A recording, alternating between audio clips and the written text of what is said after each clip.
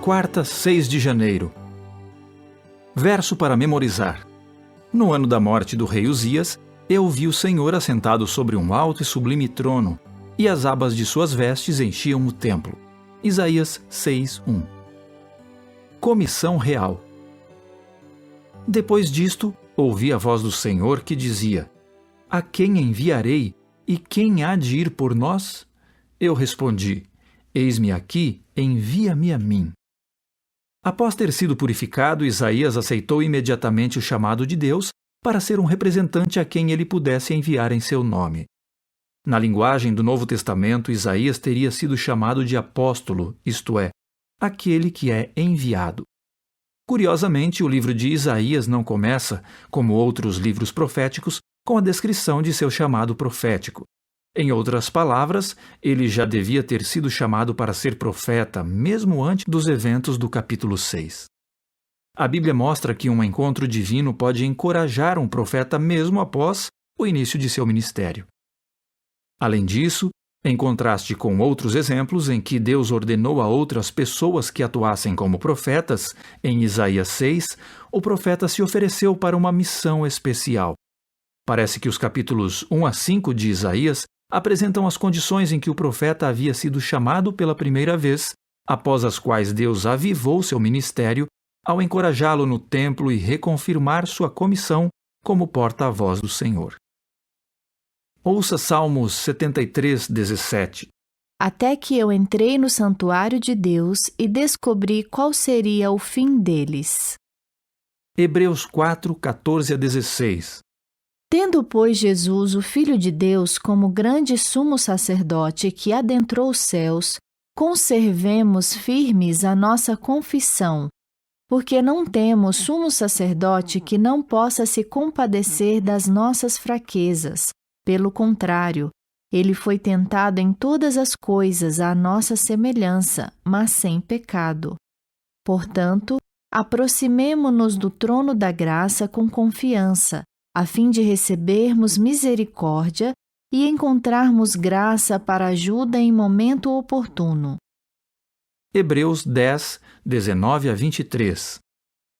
Portanto, meus irmãos, tendo ousadia para entrar no santuário pelo sangue de Jesus, pelo novo e vivo caminho que ele nos abriu por meio do véu, isto é, pela sua carne, e tendo um grande sacerdote sobre a casa de Deus, aproximemo-nos com um coração sincero, em plena certeza de fé, tendo o coração purificado de má consciência e o corpo lavado com água pura. Guardemos firme a confissão da esperança sem vacilar, pois quem fez a promessa é fiel. Apocalipse 5. Vi na mão direita daquele que estava sentado no trono um livro em forma de rolo, escrito por dentro e por fora, e selado com 7 selos.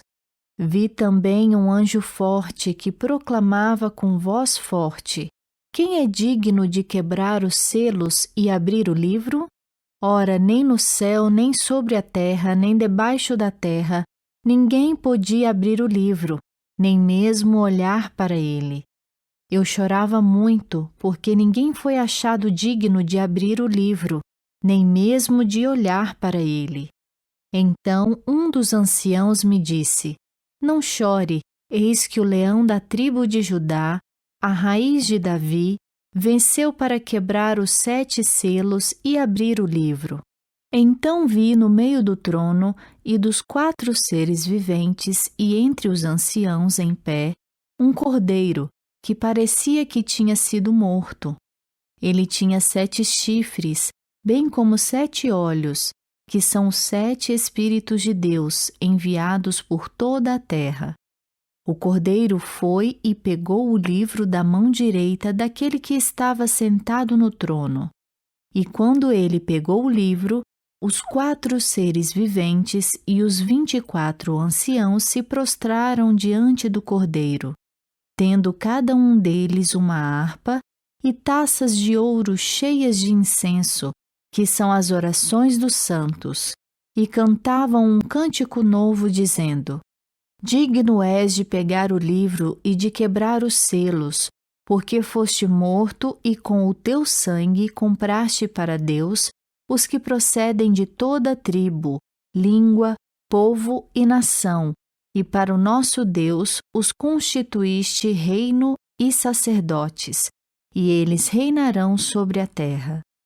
Vi e ouvi uma voz de muitos anjos ao redor do trono, dos seres viventes e dos anciãos, cujo número era de milhões e milhares de milhares, proclamando com voz forte: Digno é o Cordeiro que foi morto, de receber o poder, a riqueza, a sabedoria, a força, a honra, a glória e o louvor. Então ouvi que toda criatura que há no céu e sobre a terra, debaixo da terra e sobre o mar, e todo o que neles há, estava dizendo: Àquele que está sentado no trono e ao Cordeiro, sejam o louvor, a honra, a glória e o domínio para todo o sempre. E os 4 seres viventes respondiam: Amém. Também os anciãos se prostraram e adoraram. Pergunta 4. Deus encorajou Isaías em seu templo.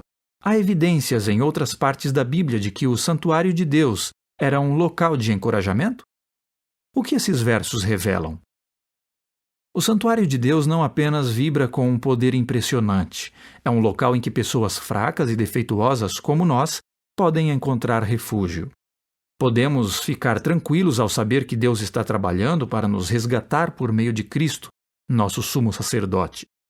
João também viu Cristo representado como um cordeiro sacrificial que tinha acabado de ser abatido com a garganta cortada. Não era uma visão bonita.